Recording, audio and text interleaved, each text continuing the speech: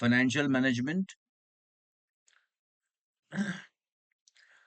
The introduction part of financial management we have already covered, guys, in business finance, yet we will see it once with some different words. We know that every business unit, whether it is industrial establishment, that is whether it is into manufacturing or trading concern, or a construction company, that is a service business, they always need funds for carrying on its activities successfully. It requires funds to acquire fixed assets like machines, equipment, furniture, and to purchase raw material or finished goods, to pay its creditors, and to meet day-to-day expenses. So here we are talking about fixed capital and working capital. However, the requirement of finance nowadays is so large that no individual is in a position to provide the whole amount from his personal resources. So because of fierce competition, you need to get into a business with very huge amount of capital, because you require capital for various things, for acquisition or manufacturing of business, for advertisement and sales promotion of your business, for research and development, so that you could keep on keep on producing and delivering new goods or goods with new features. And for that you require funds always. The business promoters therefore have to raise funds from others. They themselves cannot arrange the entire funds. These funds raised from the market carry cost in form of expected dividend and prevailing interest. अगर आप market से funds उठा रहे हैं जो आपको लेना ही पड़ेगा क्योंकि आपके पास इतने फंड्स नहीं है, अगर आपने बोरोड फंड्स मार्केट से लिए हैं तो आपको प्रिवेलिंग इंटरेस्ट रेट पे करना पड़ेगा उस पे, जो भी करंट मार्केट का इंटरेस्ट रेट है। और अगर आपने इक्विटी के फॉर्म में वो फंड्स मार्केट से लिए हैं, then you have to pay them dividend, which together is called cost of funds. So the funds that you're raising from the market, that has certain cost, and that cost is in form of dividend and interest. Have you understood this, Anna and Anushka? Yes, sir. Yes, sir. Financial management is concerned about maximizing returns on investments. जो पैसा आप business में किसी और से लेके लगा रहे हो, उस इन्वेस्टमेंट से आपको मैक्सिमम रिटर्न्स मिले, तो उसको मैक्सिमाइज करना ही फाइनेंशियल मैनेजमेंट का ऑब्जेक्टिव है। रिटर्न्स आपकी ज्यादा हो, लेकिन रिस्क जो है बिजनेस में वो कम से कम होना चाहिए। तो आपको कोशिश ये करनी है कि आप ऐसा कोई प्रोजेक्ट, ऐसा कोई बिजनेस चूज करें जहां पे रिटर्न्स अच्छे हैं लेकिन रिस्क बहुत कम है। Second, minimising cost of funds to increase net returns to share holders, that is earning per share. आप जो फंड्स रेस किए हैं आपने, उसकी कॉस्ट है, वो कॉस्ट आपकी कम से कम हो, ताकि रिटर्न ऑन इन्वेस्टमेंट और कॉस्ट ऑफ फंड्स का जो डिफरेंस है वो ज्यादा से ज्यादा हो, so that your shareholders could earn the most. And what shareholders earn is called earning per share. Her share पे आपने कितना कमाया? Am I clear? Anand and Anushka? Yes, sir. Anand, have you got this? Yes, sir. So suppose cost of my funds is 12%, and by using those funds I'm earning every year 20%. It means net returns to me is 8%. 20 minus 12, 8. So financial management also aims to maximize the net returns and maintaining adequate liquidity in the business, so that business does not need to struggle at every moment for funds. तो business में adequate liquidity होनी चाहिए, ताकि आप अपने जितने भी पे आउट्स हैं उसको आप मीट कर सको, चाहे वो डिविडेंड का पेमेंट हो, चाहे क्रेडिटर्स को सप्लाई के बदले में पेमेंट करना हो, या फिर कोई आपके डे टू डे एक्सपेंसेस को मीट करना हो। So this is how we have three things mainly in financial management, that is maximizing returns on investment, minimizing cost of funds, and this is how maximizing overall net returns to shareholders and maintaining adequate amount of liquidity. When we say adequate liquidity, you should not have much liquidity, you should not have less liquidity. If you have much liquidity, that certainly involves cost, and your cost of funds will increase. If you do not maintain adequate liquidity, rather lesser than the adequate liquidity you have in your business, then you will always be struggling for arrangement of short term funds to meet your regular payouts. So objectives of financial management are to maximize the wealth of shareholders, known as wealth maximization concept. The main objective क्या है financial management का? क्योंकि एक business का financial manager जो होता है और any other manager, they all are responsible, they all are accountable towards their share holders. तो सबसे पहले शेयर होल्डर्स को प्रायोरिटी पे रखा जाता है कि उनकी वेल्थ जो उन्होंने बिजनेस में कैपिटल लगाया है वो कैसे मैक्सिमाइज हो। राइट, वो दो तरह से मैक्सिमाइज होती है। एक तो आप उनको रेगुलर डिविडेंड्स देते रहिए, दूसरा उनका जो इक्विटी का प्राइस है मार्केट में वो जितना ज्यादा बढ़ता जाएगा उतना उनको ज्यादा फायदा होगा। मैंने एक कंपनी का शेयर परचेस किया 100 में, and if I after some time I am able to sell that for rupees 400, it means I would be earning 300 rupees. That is called capital appreciation. मेरी कैपिटल 100 से 400 हो गई, मतलब 300 रुपीज का मुझे एप्रिसिएशन हुआ है। And in between this period from the date of buying till the date of selling my equity, I would also be earning dividend. It means maximising market value of equity shares, ताकि आपको ज्यादा से ज्यादा capital appreciation हो, आपको मतलब share holders को। The market price of equity share increases if the benefit from a decision, say purchasing a new machinery, exceeds the cost involve in it. आपके मार्केट प्राइस आपके शेयर की तभी बढ़ेगी जब आपने जो बिजनेस में कॉस्ट इनकर की है, फॉर एग्जाम्पल मशीनरी को परचेस करके, उस मशीनरी से मिलने वाले रिटर्न्स उस कॉस्ट से बहुत ज्यादा है, तब आपके शेयर की प्राइस इंक्रीज होगी। ये समझ में आया आप लोगों को या नहीं आया? आना है Yes, अनुष्का? sir. इसका मतलब आपके शेयर होल्डर्स एक्सपेक्ट कर रहे हैं कि वो जितना पैसा बिजनेस में लगा रहे हैं उससे ज्यादा रिटर्न उनको मिलेगा। इसका सिंपल सा मतलब ये है, मतलब बिजनेस में प्रोस्पेक्ट्स इतने अच्छे हैं कि जो कैपिटल लगा है वो जल्दी कुछ साल में 3x 4x, मतलब 3 टाइम्स 4 टाइम्स 5 टाइम्स हो जाएगा। जैसे 100 रुपए का शेयर 400 रुपए का हो गया, मतलब 4x हो गया।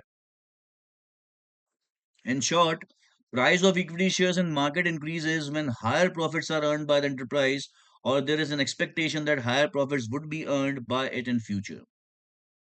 शेयर मार्केट में प्राइसेस हमेशा एक्सपेक्टेशंस के बेसिस पे चलती हैं, फ्यूचर में क्या होने वाला है उसके बेसिस पे। इसका बहुत सिंपल सा एग्जांपल कैसे आपको देता हूँ। A person purchased a piece of land for rupees 5 lakhs, and after 5 years he could sell it for rupees 10 lakhs. Now the one who has purchased the same piece of land for rupees 10 lakhs, does he fool that he purchased land of 5 lakhs for rupees 10 lakhs? No, because he is expecting that by using that piece of land on which he has invested 10 lakhs, in next 10-20 years he would be earning much more than what he has invested today. Let's say उसको पता है, उस बंदे को जिसने 10 लाख में वो piece of land purchase किया है, कि आने वाले सालों में मैं इस 10 लाख की पीस ऑफ लैंड से कम 70-80 लाख अर्न कर लूंगा। This is how share market works, guys. Those who put their money in equity shares of a company, they expect that the company would be doing well and would be earning much more than what it is earning today, and will pay me returns back, which would be much more than what I have invested today in the business. Have you understood this, what I said? I'm Yes, asking sir. you. So share prices move in share market on the basis of current profits of a business as well as expected profits of the business, right? Other important objectives of financial management are to provide maximum returns to the owners on their investment, that is net returns की बात हो रही है, shareholders को जो आपको देना है वो। To ensure continuous availability of sufficient funds at reasonable cost, ये liquidity की बात है, और sourcing of funds की बात है, कि जब भी business को expansion करना है या diversification करना है तो business के पास funds के sources available हों और वो reasonable cost पे हमको funds मिल जाएं। To ensure effective utilization of funds, funds का इफेक्टिव यूटिलाइजेशन हो ताकि उससे ज्यादा ज्यादा रिटर्न्स मिल सके, कहीं कोई वेस्टेज ना हो फंड्स की। To ensure safety of funds, funds जो हमने लगाए बिजनेस में वो सेफ रहे, मतलब रिस्क वहां कम से कम रहे। Next is guys importance of financial management. Financial management का इंपॉर्टेंस क्या है? ये हम पहले बिजनेस फाइनेंस की जब हमने देखा था, वहां पे हमने इंपॉर्टेंस ऑफ बिजनेस फाइनेंस देखा था। तो importance of business finance and importance of financial management, they both are same. So you can check back your notes about business finance and its importance. The same are for financial management. Am I clear? Yes, Anna, sir. Anushka? Okay. Now financial decisions. Business में जो financial managers होते हैं वो क्या decisions लेते हैं, उन decisions की हम बात कर रहे हैं अब। यहाँ पे मेनली तीन तरह के डिसीजंस होते हैं। In financial management, the three major decisions are taken as explained below, which collectively known as financial decisions. अभी हम जिन तीन डिसीजंस की बात करने वाले हैं, जो मेन डिसीजंस होते हैं बिजनेस फाइनेंस के, उन तीनों को कलेक्टिवली हम कहते हैं फाइनेंशियल डिसीजंस। फर्स्ट है उसमें इन्वेस्टमेंट डिसीजंस। जो आप बिजनेस में बाहर से पैसा ला रहे हो, उस पैसे को कहाँ लगाना है, कहाँ इन्वेस्ट करना है। क्या सर्विस इंडस्ट्री में लगाना है, क्या होटलिंग बिजनेस में लगाना है, क्या सॉफ्टवेयर बिजनेस में लगाना है, कंस्ट्रक्शन में लगाना है, ट्रांसपोर्टेशन में लगाना है, पावर जनरेशन में लगाना है, या मैन्युफैक्चरिंग बिजनेस में लगाना है, या ट्रेडिंग बिजनेस में लगाना है। और उन बिजनेस से क्या रिटर्न्स आएंगे, उसमें कितना रिस्क इन्वॉल्व है, रिटर्न्स कितने टाइम में आएंगे, ये सारी चीजें हैं इन्वेस्टमेंट डिसीजंस में। So the very first decision in a business to decide about the product that it will deal into. जब भी कोई बिजनेस स्टार्ट करने जाता है, सबसे पहले उसको ये डिसाइड करना होता है कि वो किस तरह के बिजनेस में जाना चाहता है, मतलब उसका प्रोडक्ट क्या होगा, उसके बिजनेस का प्रोडक्ट क्या होगा। The product and its scale of production, that is desired output or quantity, determine about the assets and business assets the business must acquire. आपका प्रोडक्ट क्या होगा और उसका स्केल ऑफ ऑपरेशन क्या होगा, मतलब आप कितनी यूनिट्स उसकी प्रोड्यूस करेंगे या ट्रेड करेंगे, उसके बेसिस पे आपको पता चलेगा कि आपको कितने एसेट्स की जरूरत है। These assets include both long-term assets, that is fixed assets, and current assets, that is levels of cash, inventory, and receivables. Receivables मतलब datas आपको पता है, based on the product chosen, its market norms, etc. तो जो आपने product choose किया है, साथ में उसका स्केल चूज किया है, उसके बेसिस पे आपको पता चलेगा कि आपको कौन कौन सी फिक्स्ड एसेट्स खरीदनी है, और आपका expected level of cash, inventory और रिसीवेबल्स क्या होगा।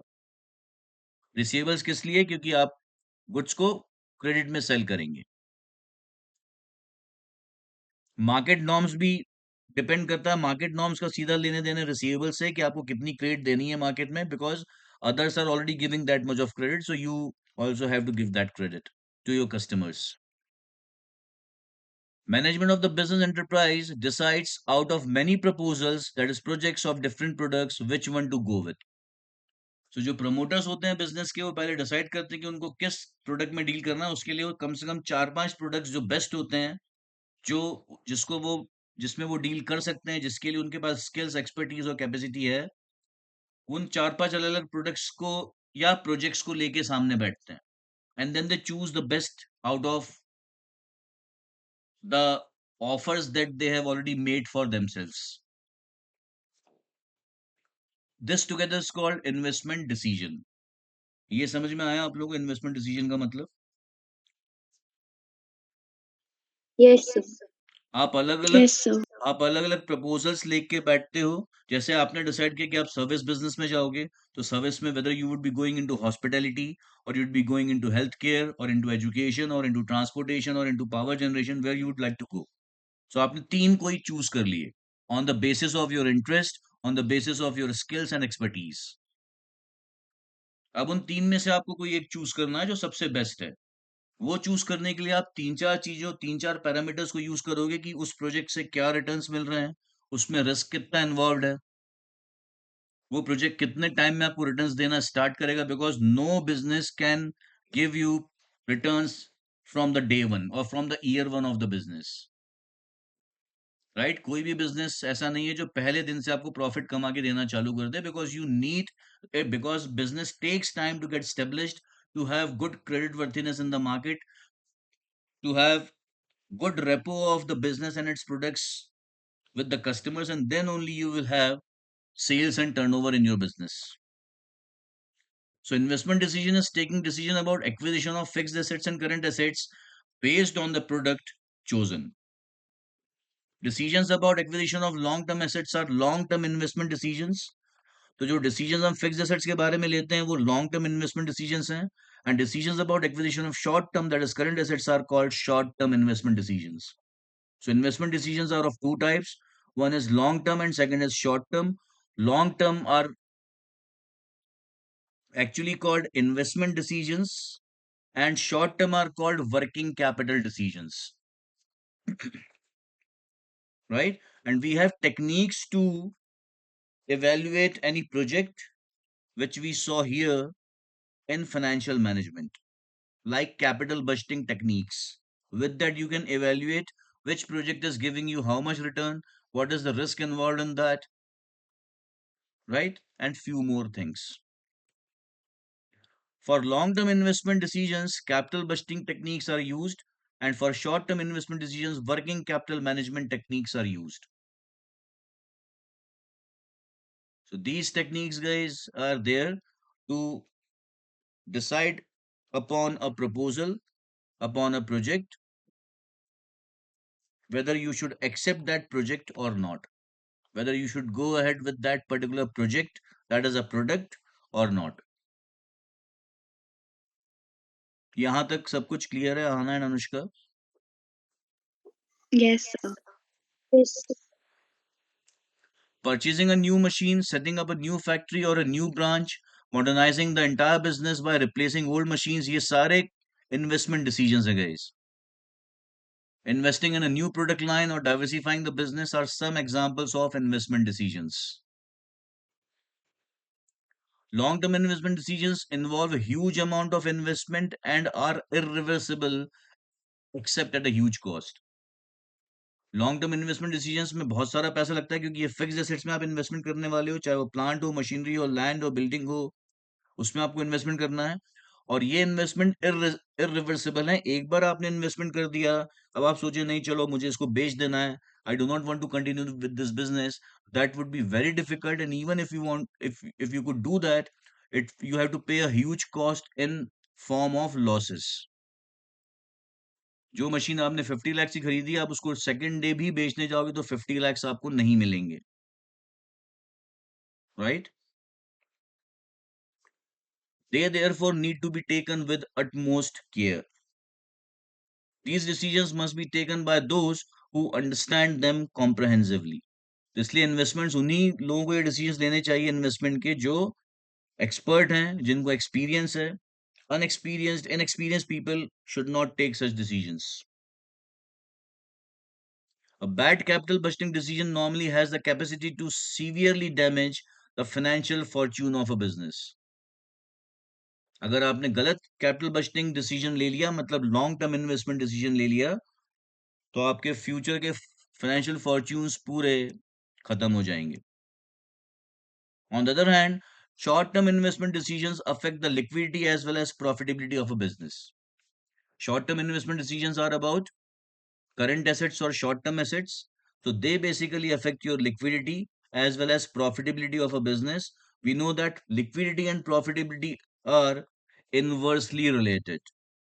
ये हम पहले बात कर चुके हैं. अगर आप लिक्विडिटी ज्यादा मेंटेन करते हैं बिजनेस में तो आपकी प्रॉफिटेबिलिटी कम हो जाएगी. अगर आप लिक्विडिटी कम मेंटेन करते हैं तो प्रॉफिटेबिलिटी बढ़ जाएगा, लेकिन आपके बिजनेस का रिस्क भी बढ़ जाएगा. And you know that risk and profitability go hand by hand. Means profitability बढ़ने के साथ साथ आपके बिजनेस में रिस्क भी बढ़ता है. Now guys, the factors that affect investment decisions, the first one is rate of return. वो proposal जिसका rate of return ज्यादा है, obviously आप उसको choose करोगे. So every management of a business expects certain annual rate of return on investment, and this certain rate of investment based on your cost of funds. अगर मेरी cost of funds 12% है, तो मैं चाहता हूँ कम से कम 5% मेरी जेब में आए, इसका मतलब मुझे वो प्रपोजल चूज करना चाहिए जो 17%, 17% या उससे ज्यादा का रिटर्न्स दे रहा है. I hope you're understanding, both of you. My cost of funds is 12%. I want to keep in my pocket net returns of 5%. It means the return that my product or my project should be at least 12 plus 5 17%. तो जब 17% मेरे पास आएगा हर एक साल का ये rate guys, every year I'm getting 17% on my total investment. उस 17% में से 12% मैं बाहर वालों को दे दूंगा तो भी 5% मेरी जेब में बच जाएगा. It is calculated as profits, that is returns earned on total investment, means earned on investment on fixed assets and current assets. तो फिक्स्ड एसेट्स और करंट एसेट्स में मैंने पैसे लगाए 1 करोड़ रुपीस, वो मुझे हर साल एक 1 करोड़ 70 लाख अर्न करके दे रहा है. Sorry, 1 crore I have invested in both fixed assets and current assets. Let's say 80 lakhs in fixed assets and 20 lakhs in current assets. This is how my total investment is 1 crore, and I am getting 17% of that, that is 17 lakhs. Out of that, I have to pay 12 lakhs as interest and dividend to outsiders, yet 5 lakhs will be there in my pocket. For this, future cash inflows and outflows are projected with due diligence.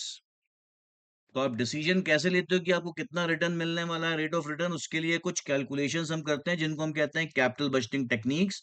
वहां पे आप expected future inflows, आपके business से जो आपको cash आएगा, जो business आपको कमा के देगा, और आपके बिजनेस से में जो कैश लगेगा डे टू डे एक्सपेंसेस में प्लस आपकी फिक्स्ड और करंट एसेट्स में, इन दोनों को हम प्रोजेक्ट करके, मतलब फ्यूचर, इनका फ्यूचर में ये क्या होंगे, उसके बेसिस पे हम डिसीजंस लेते हैं.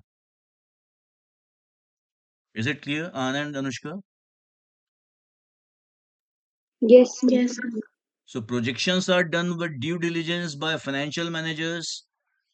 वो पूरा एस्टिमेट करते हैं कि आने वाले 5 साल में, 10 साल में कितना कितना पैसा ये प्रोजेक्ट हमें कमा के देगा और कितना कितना पैसा इसमें हमारा लगेगा. Usually the project which gives highest return on investment is chosen. वो प्रोजेक्ट जो ज्यादा से ज्यादा रिटर्न दे रहा है, उस प्रोजेक्ट को आप चूज करते हैं. Second is intensity of risk. No one likes to take risk in business, but business is itself a risky affair. You cannot ignore risk at all. You cannot avoid risk at all in business. So lesser the intensity of risk involved in a proposal, it's more likely to be chosen by the investors or business owners. Apart from return on investment, risk involved in the project is also assessed.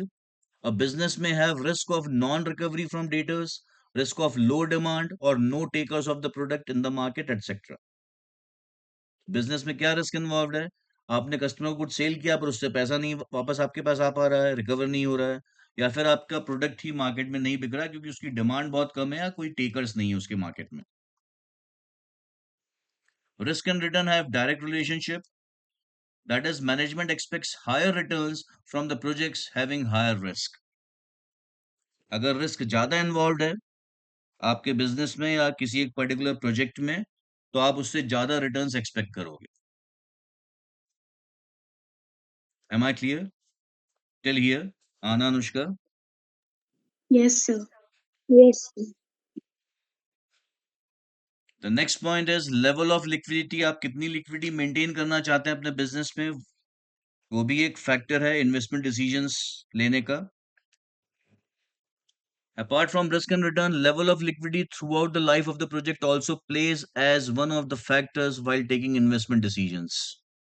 अगर liquidity बहुत कम है, इसका मतलब risk बहुत ज्यादा है, then you would not like to take up such project. Project that promises adequate liquidity throughout its life is preferred over others. ये समझ में आ गया आप लोगों को गाइस? तो Yes, हमने sir. 3 factors Yes. देखे हैं यहाँ पे. एक रेट ऑफ रिटर्न, दूसरा द इंटेंसिटी ऑफ रिस्क, और तीसरा intensity means degree of risk, and third is level of liquidity. So those were investment decisions. Now financing decisions. एक बार आपको पता चल गया इन्वेस्टमेंट डिसीजंस के थ्रू कि मुझे ये प्रपोजल चूज करना है, राइट, और उसके लिए मुझे इतना फिक्स्ड एसेट्स में और इतना करंट एसेट्स में पैसा लगेगा और इतना पैसा लगा के मेरा रिटर्न इतना मिलने वाला है मुझे. अब उसके बाद आप डिसाइड करोगे कि ये जो पैसा हमको फिक्स्ड और करंट एसेट्स में लगाना है, ये हम कहाँ से लाएं. और उनका मिक्स क्या हो, मतलब डेट के फॉर्म में कितना लाए, इक्विटी के फॉर्म में कितना लाए. So following decisions are to be taken here. First is requirement of funds. कितने funds को हमें लाना है. Long term funds can be raised through shares, debentures, loans from banks and financial institutions and in form of retained earnings, that is undistributed profits. ये हमारे sources है long term funds के. Note that in financing decisions, decisions are not taken about short term funds but they are covered under working capital management. तो यहाँ financing decisions में हम short term funds requirement को consider नहीं करते. Only long term हमारी जो funds की रिक्वायरमेंट है that only considered here.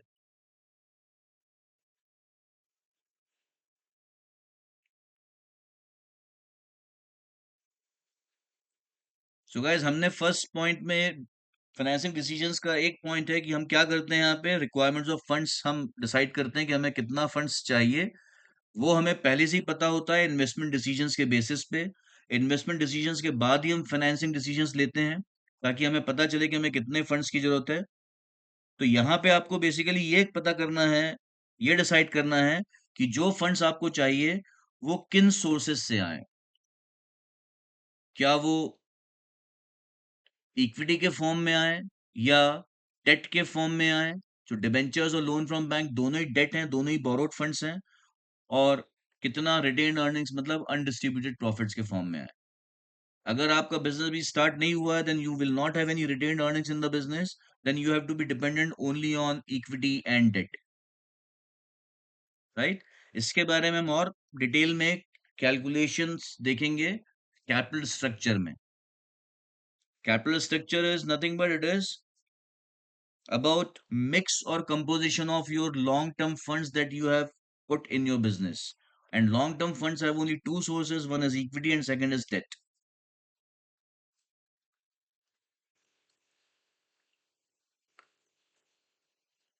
So once you decided that okay, you will raise funds in form of debt and equity, then next you have to decide what would be the mix or proportion of these two. If you are already into the business, it is not first year of your business, now you need funds for expansion or diversification, then you will also have third source, that is undistributed profits or retained earnings. तो इन तीनों का equity, date और retained earnings का क्या mix होगा, क्या proportion होगा, वो आप यहाँ डिसाइड करते हैं. So this decision relates to the proportion in which funds are raised from various sources. Out of equity share capital, preference share capital, debt, that is borrowed funds, and retained earnings, debt carries the lowest cost. सबसे कम cost borrowed funds की होती है, क्योंकि borrowed funds, जो लोग आपको funds land कर रहे हैं, उनका रिस्क सबसे कम है as compare to those who have put money in form of shares in a business. क्योंकि जिन्होंने आपको फंड लेंड किए हैं उन्होंने आपसे कुछ कोलेट्रल सिक्योरिटी भी लिया है. बिना कोलेट्रल सिक्योरिटी के आपको कोई भी लोन नहीं देगा. तो उनके पास सिक्योरिटी है, in case you fail to repay their money, their principal money और interest, they can sell out your assets and can recover their dues. But that flexibility is not with those who have put in shares of your money, क्योंकि आपने उनको कोई collateral security नहीं दिया है. So rate of interest on debt is lesser than the rates of dividend payable to shareholders. क्योंकि shareholders को आपने कोई security नहीं दिया है, इसलिए वो हमेशा आपसे डिविडेंड इंटरेस्ट के रेट से ज्यादा एक्सपेक्ट करते हैं. अगर आप बोरोड फंड्स मार्केट से ले सकते हो 10% के इंटरेस्ट पे, तो इक्विटी शेयर होल्डर्स और प्रेफरेंस शेयर होल्डर्स आपसे कम 12, 15, 18% एक्सपेक्ट रिटर्न रिटर्न एक्सपेक्ट करेंगे, मतलब डिविडेंड एक्सपेक्ट करेंगे. इसका मतलब डिविडेंड की cost would always be higher than the cost in form of interest. Am I clear? Anand, Anushka. Yes. However, payment of interest on borrowed funds is a fixed liability irrespective of profits earned by the company. लेकिन interest के साथ problem ये है company के perspective से, not from the perspective of those who are providing us money, but from the point of view of company. Payment of interest is a burden for the company because you have to pay that every year to your lender, whether you earn profit or not. Moreover, the debt is to be repaid after a certain period. इसके अलावा date को आपको एक fixed period के बाद, जितने period के लिए आपने लोन लिया उसके बाद आपको पे करना पड़ेगा। इक्विटी और प्रेफरेंस शेयर कैपिटल में आपका ऐसा कोई कमिटमेंट नहीं रहता है। Non-payment of interest on debt and principal creates a financial risk for the company as its credit worthiness in the market downgrades. अगर आपने borrowed funds पे इंटरेस्ट टाइम पे नहीं दिया या उनका प्रिंसिपल का टाइम पे रीपेमेंट नहीं किया, तो फाइनेंशियल रिस्क है यहाँ पे, क्योंकि आपकी मार्केट में क्रेडिट वर्थिनेस डाउनग्रेड होती है। नेक्स्ट टाइम जब आप मार्केट से पैसा और लेने जाओगे इक्विटी के फॉर्म में या डेट के फॉर्म में, लोग पास्ट को ध्यान में रख के आपको पैसा नहीं देंगे। So this is how financial risk is involved in raising funds in form of debt. Secondly, interest payable on debt saves tax as it is chargeable to profits, whereas dividends are not. तो अभी हमें interest और dividend की बात कर रहे हैं, क्योंकि हमको डिसाइड करना है कि हमारा डेट और इक्विटी का मिक्स प्रपोर्शन क्या रहे। तो इंटरेस्ट जो है वो उसको एक्सपेंस माना जाता है बिजनेस का, और इसलिए उस एक्सपेंस की वजह से आपका टैक्स का बर्डन कम हो जाता है, जो आपको इनकम टैक्स पे करना है अपने नेट प्रॉफिट पे। मतलब इंटरेस्ट आपका टैक्स को सेव करता है। लेकिन डिविडेंड को बिजनेस का एक्सपेंस नहीं माना जाता। That is appropriation of profits. मतलब टैक्स पे करने के बाद जो नेट प्रॉफिट बचा उसमें से आपको डिविडेंड देना है। डू यू अंडरस्टैंड दिस, आना and Anushka, what I just explained? Yes, sir. Yes, sir. Dividend is not an expense of a business.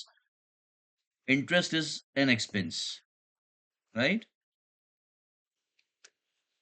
Payment of dividend is not a fixed liability. Dividend के साथ फायदा आपको ये है, dividend में आपको tax का बेनिफिट नहीं हो रहा, पर फायदा आपको ये है कि ये फिक्स्ड लायबिलिटी नहीं है। In a year, in a lean year, when you have low demand, when you had low sales, when you had low profits or no profits, you can tell your shareholders that this year we will not pay dividend, right? But you cannot do the same with your lenders. It means shareholders funds, that is shares and retained earnings, do not involve any commitment. इनके तरफ आपका कोई commitment नहीं है। Therefore, one has to be very judicious while fixing proportion, that is mix of equity and debt। दोनों के अपने अपने फायदे हैं। इक्विटी में आपका कोई रेगुलर कमिटमेंट नहीं है, ना तो डिविडेंड पे करने का, ना ही इक्विटी अमाउंट वापस करने का। डेट में दोनों चीजें हैं, लेकिन डेट में आपको टैक्स का बेनिफिट मिलता है, इक्विटी में आपको टैक्स का बेनिफिट नहीं मिलता है। डेट में आपको इंटरेस्ट कम पे करना है, क्योंकि यहाँ पे रिस्क कम इन्वॉल्व है, इसलिए लेंडर्स कम रिटर्न्स एक्सपेक्ट करते हैं, जबकि इक्विटी में बहुत सारा रिस्क इन्वॉल्व है। The maximum risk is taken by real owners, that is equity holders of the business, and that is why they expect the highest returns out of all the providers of long term funds to the business. To decide the right proportion, generally technique of trading on equity is used। इस technique को calculations के साथ हम देखेंगे capital structure वाले title में। Am I clear, Anand Anushka? Yes, sir. Yes. Now guys, factors affecting financing decisions, ये हम देखते हैं। Just give me 1 minute girls. Anna and Anushka, once the meeting gets over, you have to re-log in. So now you will see Yes, sir. factors that affect financing decisions। आप financing decisions लेते हैं, उसमें क्या factors आप देखते हैं? पहला है कॉस्ट ऑफ फंड्स, कि क्या राइट प्रोपोर्शन लें आप डेट, इक्विटी और रिटेन अर्निंग्स का, ताकि आपकी कॉस्ट ऑफ फंड सबसे कम हो। अब कॉस्ट ऑफ फंड्स कैसे कम होगी? जितना ज्यादा पैसा आपका बोरोड फंड्स का होगा डेट के फॉर्म में, उतनी कॉस्ट कम होगी, क्योंकि डेट की कॉस्ट सबसे कम होती है as compared to the cost of retained earnings and cost of equity, means cost of shares or share capital. The lowest cost is of debt, right? But if you in your capital structure, if you keep higher proportion of debt, then you have higher risk involved, and that is called financial risk, which we have just discussed. That is the risk of not paying dividends, sorry, not paying interest on time to your lenders, and also not paying their principal amount on the due date. You are here, Anna, right? Yes, sir. So the cost of raising funds through different sources are different. The cheapest is debt and the costliest are equity shares. Equity shares सबसे ज्यादा expect करते हैं आपसे dividend का rate, और borrowed funds पे आपको सबसे कम इंटरेस्ट पे करना पड़ता है. Preference shares are cheaper than equity and retain earnings. Preference shares debt और इक्विटी शेयर्स के बीच में आते हैं, जिनका रेट ऑफ डिविडेंड फिक्स्ड होता है. हम पहले एक बार इसके बारे में बात कर चुके हैं. जो प्रेफरेंस शेयर्स के नाम के पहले प्रीफिक्स्ड रहता है, like 8% preference shares, it means every year you have to pay them dividend at the rate of 8%. The finance manager should aim to minimize the overall cost of funds. Finance manager को कोशिश करनी चाहिए cost of funds कम से कम रहे. Risk, अगर आप cost of funds कम से कम रखना चाहते हैं तो आपको ज्यादा से ज्यादा डेट लेना पड़ेगा आपके कैपिटल स्ट्रक्चर में. लेकिन आपने ज्यादा से ज्यादा डेट लिया तो आपका रिस्क बढ़ जाएगा. So that also has to be taken care of. Every source of long-term funds has different risk involved. That is the most risky and equity shares are the least risky. क्योंकि equity shares का के साथ आपका कोई commitment, कोई compulsion नहीं है dividend pay करने का, ना ही उनकी कैपिटल वापस करने का, जो कि डेट के साथ है. इंटरेस्ट भी पे करना है आपको एवरी ईयर, और साथ में आपको ड्यू डेट पे उनका प्रिंसिपल अमाउंट भी रिटर्न करना है. When interest on debt and or its principal is not paid on time, assets of the company which were given as collateral to raise the debt are disposed of. अगर आप interest या उसका principal या दोनों time पे नहीं पे करते हो, तो जो आपने अपनी एसेट्स लेंडर्स के पास गिरवी रखी हैं उसको उन लोग बेच देंगे, और वो जब बेच देंगे आपकी एसेट्स को तो आपका बिजनेस बंद हो जाएगा. You can not continue with the business at all. Third is flotation cost. जो आप पैसा डेट और इक्विटी के फॉर्म में मार्केट से रेस करोगे, उसको रेस करने की भी कॉस्ट होती है, राइट. अगर आप बैंक से लोन लेते हैं तो वहां पे आपको लोन के लिए अप्लाई करने के लिए सबसे पहले एक फाइलिंग फीस या एडमिनिस्ट्रेटिव फीस पे करनी पड़ती है. उसके बाद बैंकर आपको बताता है कि वो आपको लोन दे पाएंगे या नहीं. Means whether you really are eligible for a loan और not. If you have very bad credit worthiness, bank will refuse to give you loan. But for this to evaluate your financial creditworthiness, to evaluate your financial standing, they first have to evaluate your business, for which they require various documents from your side. So you submit the document, at the same time you have to pay administrative fees. The fees is charged by bankers or lenders to evaluate your financial standing, and after evaluation they tell us whether they will give you loan or not. I hope you have understood this, Ahana, right? Yes. If you are raising funds in form of equity, then you have to get your business listed with any stock exchange. You have to take permission from Securities and Exchange Board of India. You have to float application form of your shares, whether preference shares, equity shares, throughout the country across different stock brokers, and that involves lot of cost. आपको promotion करना पड़ेगा अपनी company का. So that all is part of flotation cost. It is the cost of raising funds and includes printing charges of various documents like memorandum of association, articles of association, listing charges payable to capital markets, processing fees payable to lending banks, etc. Higher flotation cost makes the source less attractive. अगर flotation cost ज़्यादा है तो वो source आपका funds का कम attractive हो जाएगा, right. Equity shares के फॉर्म में मनी रेस करने की सबसे ज्यादा फ्लोटेशन कॉस्ट होती है. इक्विटी और प्रेफरेंस शेयर्स दोनों की सेम होती है. लेकिन अगर आप डिबेंचर्स इशू कर रहे हैं मार्केट में पब्लिक को, मतलब पब्लिक से आप उधार में पैसा ले रहे हैं, तो उसकी फ्लोटेशन कॉस्ट कम होती है. बैंक से अगर आप लोन ले रहे हैं तो उसकी फ्लोटेशन कॉस्ट सबसे कम होती है. Fourth is cash flow position. So when there are adequate and smooth cash inflows from the project, that is a better option to raise funds. अगर आपका बिजनेस ऐसा है कि हर साल आपको रिटर्न्स देता रहेगा, पैसे आते रहेंगे आपके बिजनेस से, आपको अर्न होते रहेंगे, तो फिर डेट सबसे अच्छा ऑप्शन है, क्योंकि आप टाइम पे उनका हर साल इंटरेस्ट पे कर पाओगे, राइट. तो यहाँ पे रिस्क आपका कम हो जाएगा इंटरेस्ट और प्रिंसिपल का पेमेंट करने का. क्योंकि आपके पास एडिक्वेट कैश फ्लो आ रहा है बिजनेस में। लेकिन अगर आपका बिजनेस ऐसा है जहाँ पे कैश फ्लो पोजीशन अच्छी नहीं है, आज आपने बिजनेस स्टार्ट किया, पैसा लेके दूसरों से बिजनेस में पैसा लगाया, और आज से 10 साल बाद बिजनेस स्टार्ट करेगा रिटर्न देना आपको, क्योंकि वो उस बिजनेस को सेटअप करने में 10 साल लग जाएंगे। वो फैक्ट्री को, या वो पावर प्लांट को, या मैन्युफैक्चरिंग यूनिट को स्टेब्लिश करने में ही बहुत साल लगेंगे। लेट्स से आप पावर जनरेशन का बिजनेस कर रहे हैं, आप पावर प्रोड्यूस करते हैं, तो उसको सेट करने में ही बहुत टाइम लगता है।